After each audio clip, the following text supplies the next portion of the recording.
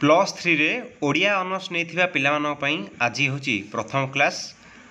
तो तुमको आज कहबी कि कौ गोटे पिला कौन एमती भूल कर दिए जे से जानीपे कि मुझे कहीं प्राक शाला जुग पढ़ुची, सारल जुग कौन कि मध्य जुग कौन कि आधुनिक जुग कौन, ये सब जुग कहीं रोचे, जुग कहीं ना दिगला, विभिन्न प्रकार तथ्य माने पिला मन द्वंद्व रही है।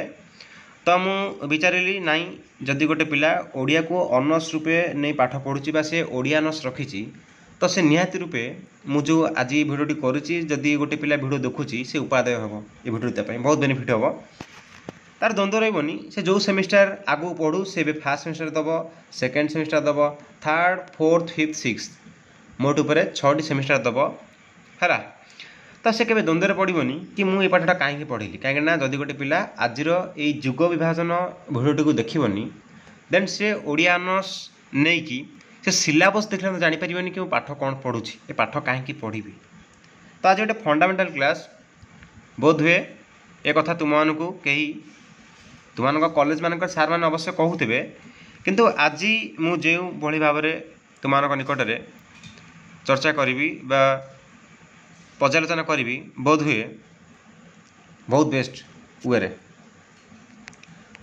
वे तुम आज निकट में पिलाने उपस्थापन करी समस्ते बुझीब कि ए जुग विभाजन कौन, ए प्राक शाला जुग देख सिलेबस देखा टे ध्यान दियो जापर कथाटा कौन। नोट रु कहि बुक रु कहि सब कहि व्यस्त नहीं। अच्छा सिलेबसटा देख तुम मैंने मन तो एमती उंकी मारुव प्रश्न कि सार ए जो प्राक सारला जुग ए सब जुग माने सारला दास ए पंचसखा जुग ए यूनिट 3/4 तो टोटाल पंचसखा जुग है। मु सिलेबस एथिपाई देखली कि तुम मन जो प्रश्न चलुची से बर्तमान जानीपी है कि मध्य जुग सार कौन कहीं सामाजिक सांस्कृतिक सब कौन रही ये जुग घरे आम कहीं पढ़ुचे तुम आधुनिक जुग अच्छी है। तापर कोर 3 तुम पढ़ आधुनिक जुग, कोर 4 पढ़ से आधुनिक जुगर पुणी आउ टे भीतर को जीव ये सब टपिक अच्छी आगू पढ़। तो जदि गोटे पिला एबेडू ए विषय ए संपर्क में संपूर्ण रूपे क्लीयर न हो देन से पढ़ी तार वृथा पाठ पढ़ी किसी लाभ ना जापर घोषुथब बुझे पाठरा घोषुथब मन को घोषा पाठ जीवन किसी न था सब है बुझेयार पाठ है। अच्छा चलो जी आरंभ करवा कथा जहाँ जहाँ कह सब ध्यान दे बुझब। अच्छा सिलेबसटा तुम देखनी जदि पार आपको स्क्रीनशॉट नहीं पार सिलेबस टी संक्षिप्त में कहीदे कोर वन तुम कौन अच्छी ना प्राक शाला साहित्य चर्जागीतिक नाथ साहित्य आम संपर्क में जाना तापर शाला साहित्य तापर पंचसखा साहित्य जोटा कि बलराम दास जगन्नाथ दास अच्युतानंद जशवंत है बा जशवंत अच्युत जशवंत अनंत तुम जमी कहीपर किंतु पर्यायक्रम देखा गले बलराम दास जगन्नाथ दास जशवंत दास अच्युतानंद दास शिशु अनंत दास ओके। अच्छा तापर देखा तुम मध्य जुग रही मध्य जुग तुम एर्स रही तुम कौन ना यूनिटान अच्छी पृष्ठभूमि तापर आंगिक वैचित्र तापर आत्मिक विभाव तापर गीति परंपरा मध्य जुगर।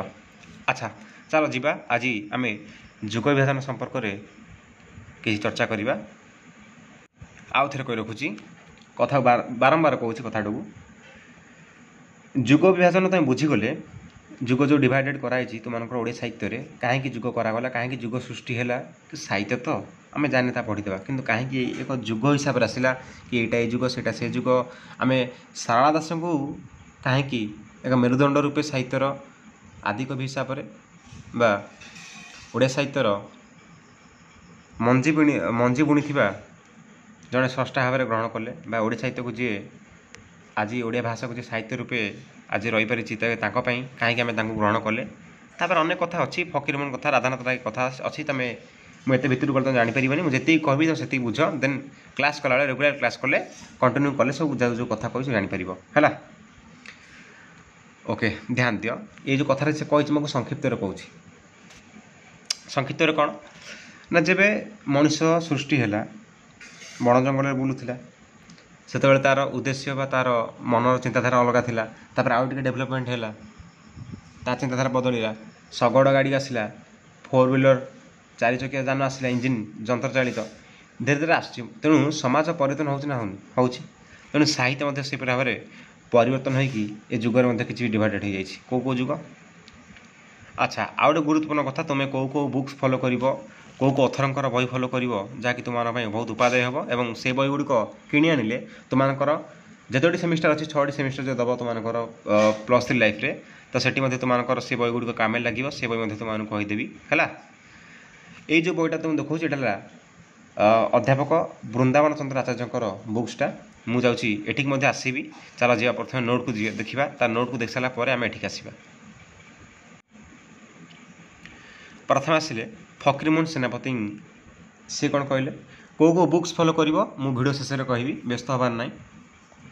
फकीरमोहन सेनापति कौन कले ना उत्कल भाषार भूत और भविष्यत यहपरी नामक एक प्रबंध रचना कले जो थे सी राजनैतिक विवर्तन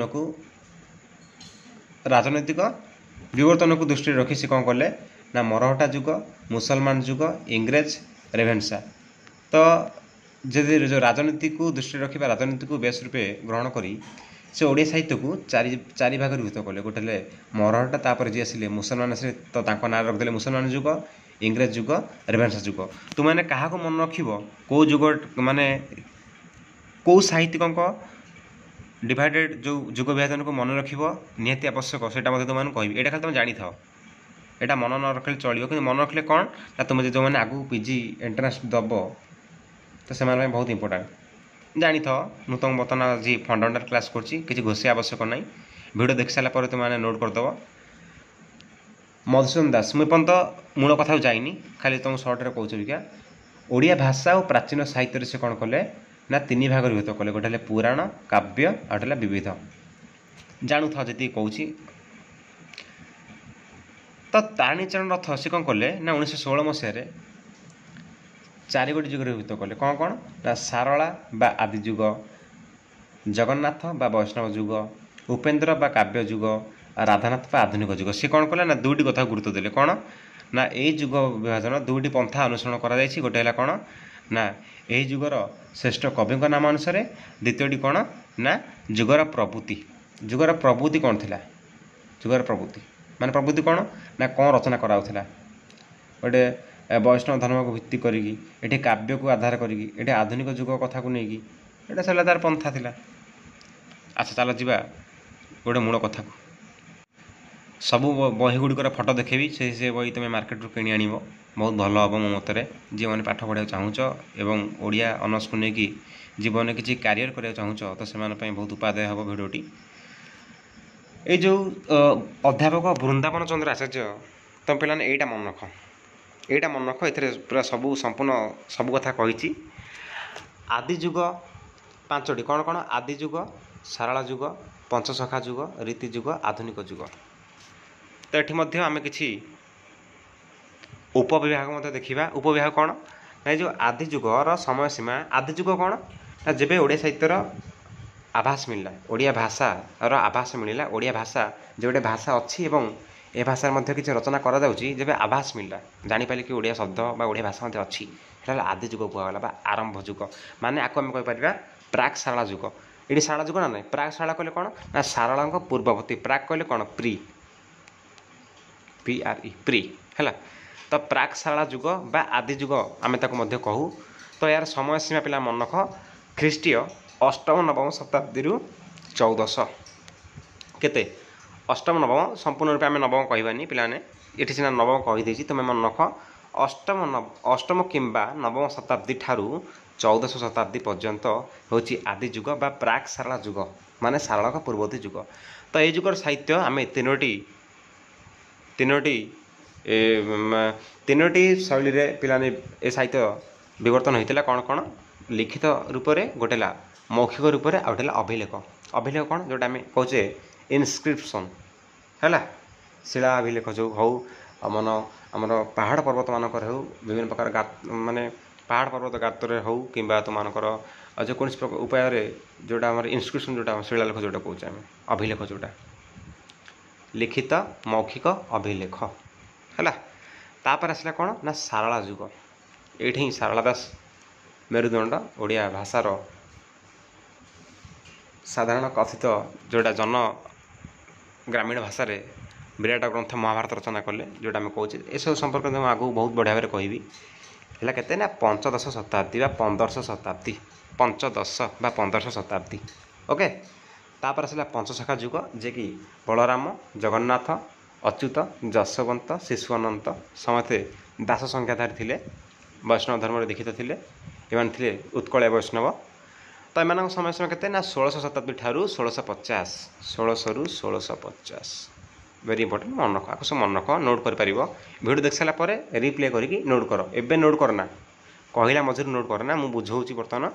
ତାପରେ ସେ ରୀତି ଯୁଗ, ପଞ୍ଚସଖା ଯୁଗ ଗଲା। ରୀତି ଯୁଗର କିଛି ଆଦର୍ଶ ଥିବ, କ'ଣ ଏବେ କହିବି ନା, ଏବେ କହିବା କିଛି ଆବଶ୍ୟକ ନାହିଁ, ଖାଲି ଜାଣୁଥାଉ କାହିଁକି ରୀତି ଯୁଗ ଦିଆହେଲା, କାହିଁକି ଏଇଟା କୁହାହେଲା, ସବୁ କଥା କୁହାହେବ, ବ୍ୟସ୍ତ ନାହିଁ। ଏବେ ତୁମେ ନୂଆ ପିଲା, ଫାଷ୍ଟ ତୁମ ମାଇଣ୍ଡରେ ଏଗୁଡ଼ା ସବୁ କ'ଣ ଗୋଟେ ଧାରଣା, ଗୋଟେ ଆଇଡ଼ିଆ ଆସୁ। 1650ରୁ 1880, ତାପରେ ଆଧୁନିକ ଯୁଗ ଆସିଗଲା, ଯେଉଁଟା 1880ରୁ ଆଜି ପର୍ଯ୍ୟନ୍ତ। ଆଧୁନିକ ଯୁଗ କ'ଣ 1880ରୁ ଆଜି ପର୍ଯ୍ୟନ୍ତ। ତ ଏଇ ଆଧୁନିକ ଯୁଗର ବିଭିନ୍ନ ପ୍ରକାର ଉପଯୁଗ ଦେଖାଗଲା, ଉପବିଭାଗ କରାଗଲା। କ'ଣ କ'ଣ ନା ଆଧୁନିକ ଯୁଗକୁ ଆମେ କହିଲେ ରାଧାନାଥ ଯୁଗ, ୟାକୁ ମଧ୍ୟ ଆମେ ଚେତନା ମଧ୍ୟ କହୁଛେ, ହେଲା। ରାଧାନାଥ ଯୁଗ, ସତ୍ୟବାଦୀ ଯୁଗ, ଅଧ୍ୟାପକ ବୃନ୍ଦାବନ ଚନ୍ଦ୍ର ଆଚାର୍ଯ୍ୟଙ୍କ ମତରେ। ସବୁଜ ଯୁଗ, ପ୍ରଗତି ଯୁଗ, ଅତ୍ୟାଧୁନିକ ଯୁଗ, 5ଟି ମନେ ରଖିଲ। ଆକୁ ମଧ୍ୟ ତୁମମାନେ ସବୁ ପଢ଼ିବ, ସେପାରେଟ୍ କୋର୍ 3ରେ ଅଛି ଆଗକୁ, ସେକେଣ୍ଡ ସେମିଷ୍ଟର ସମୟରେ। ରାଧାନାଥ ଯୁଗ, ସତ୍ୟବାଦୀ ଯୁଗ, ସବୁଜ, ପ୍ରଗତି, ଅତ୍ୟାଧୁନିକ ଯୁଗ, ହେଲା। ଆଚ୍ଛା, କେଉଁ ବୁକ୍ସ ଫଲୋ କରିବ, କ'ଣ କରିବ, ମୁଁ ଏ ସମ୍ପର୍କରେ କହିବା ପୂର୍ବରୁ ସଂକ୍ଷିପ୍ତରେ ଟିକେ କହୁଛି। ଦେଖ, ତୁମମାନେ ଓଡ଼ିଆ ଅନର୍ସ ନେଲ, ବିଭିନ୍ନ ପ୍ରକାର ଯୁଗକୁ ଆଧାର କରିକି ସେଇ ସାହିତ୍ୟର ଚେତନା, ସେଇ ସାହିତ୍ୟର ଆଦର୍ଶ, ସେଇ ସାହିତ୍ୟର ରୀତି ବା ସେଇ ସାହିତ୍ୟର ପନ୍ଥା କ'ଣ ଥିଲା, କାହାକୁ କେଉଁ ସମୟରେ କେଉଁ ସାହିତ୍ୟ ରଚନା କରାଗଲା, କେଉଁ ସମୟରେ କେଉଁ କବିମାନେ ଆସିଲେ, କେଉଁ ସାହିତ୍ୟକାରମାନେ ଆସିଲେ, ସେ ସାହିତ୍ୟର ଆଦର୍ଶ କ'ଣ ଥିଲା, ତୁମମାନେ ଏଇଭଳିଆ ସବୁ ରିଲେଟେଡ଼ କ'ଣ ଏଇ ସେ ସମ୍ପର୍କ ବା ରିଲେଟେଡ଼ +3 ତୁମର ସବୁ ପାଠ ପଢ଼ିବ, ହେଲା। ବର୍ତ୍ତମାନ ଯିବା କେଉଁ ବୁକ୍ସ ଫଲୋ କରିବ, ତୁମମାନଙ୍କୁ ବର୍ତ୍ତମାନ ଫଟୋ ଦେଖେଇବି, ତାକୁ ମଧ୍ୟ ତୁମମାନେ ସ୍କ୍ରିନଶଟ୍ ନେଇପାରିବ। ଓକେ, ଏ ବୁକ୍ଟୁ କିଣିପାରିବ। ଓକେ, କ'ଣ ନା ଡକ୍ଟର ସୁରେନ୍ଦ୍ର କୁମାର ମହାରଣା। ବୁକ୍ ଷ୍ଟୋରକୁ ଯିବ, କହିବ ନବମ ସଂସ୍କରଣ, ହେଲା। ଏଇଟା ପୁରୁଣା ଓଲ୍ଡ ବୁକ୍ଟା, ଏଇଟା ପୁରୁଣା ବହିଟା, ତୁମେ କହିବ ନବମ ସଂସ୍କରଣ ବହି, ଓଡ଼ିଆ ସାହିତ୍ୟର ଇତିହାସ, ଡକ୍ଟର ସୁରେନ୍ଦ୍ର କୁମାର ମହାରଣାଙ୍କ ବହି ଦିଅ, କିମ୍ବା ଏଇଟା ଆଣିପାରିବ। ମୋ ମତରେ ଏଇଟା ତୁମମାନେ ନିହାତି କିଣ। ଆଉ କିଛି ଅପସନ୍ ବା ଆଉ କିଛି ପିଲାମାନେ ତୁମକୁ ବିକଳ୍ପ ବହି ଦେଖାଉଛି, ତାକୁ ମଧ୍ୟ ତୁମମାନେ ଆଣିପାରିବ। ଆକୁ ମଧ୍ୟ ଆଣିପାରିବ, ଡକ୍ଟର ପ୍ରେମାନନ୍ଦ ମହାପାତ୍ର, ଓଡ଼ିଆ ସାହିତ୍ୟର ଇତିହାସ। ଓକେ, କିମ୍ବା ଆକୁ ମଧ୍ୟ ତୁମେ ଆଣିପାରିବ, କିନ୍ତୁ ସୁରେନ୍ଦ୍ର କୁମାର ମହାରଣା ତୁମମାନେ ଆଣ, ଟିକେ ତୁମମାନେ ବିଶେଷ କରି ପଢ଼ିପାରିବ, କିନ୍ତୁ ପ୍ରେମାନନ୍ଦ ମହାପାତ୍ରଙ୍କ ମଧ୍ୟ ଆଣିପାରିବ। ତୁମମାନେ ଯେଉଁଟା ଇଚ୍ଛା ଆଣିପାର।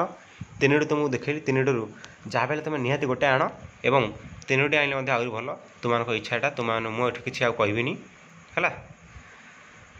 ତ ଏଇଠି ଗୋଟେ ଗୁରୁତ୍ୱପୂର୍ଣ୍ଣ କଥା କହି ରଖୁଛି, ସମସ୍ତେ ପିଲାମାନେ ଆମ ଟେଲିଗ୍ରାମ ଗ୍ରୁପ୍ରେ ଜଏନ୍ ହେଇଯାଅ। ମୁଁ ଡିସ୍କ୍ରିପ୍ସନ୍ ବକ୍ସରେ ଲିଙ୍କ୍ ଦେଇଦେବି। ତୁମମାନଙ୍କର ଯାହା ବି ଡାଉଟ୍ ଥିବ କିମ୍ବା କୌଣସି ତୁମମାନଙ୍କ ଡାଉଟ୍ ରହୁଛି ମନରେ, ମୁଁ ସେଠି ଲାଇଭ୍ ଷ୍ଟ୍ରିମ୍ କଲାବେଳେ ମୋତେ କହିପାରିବ।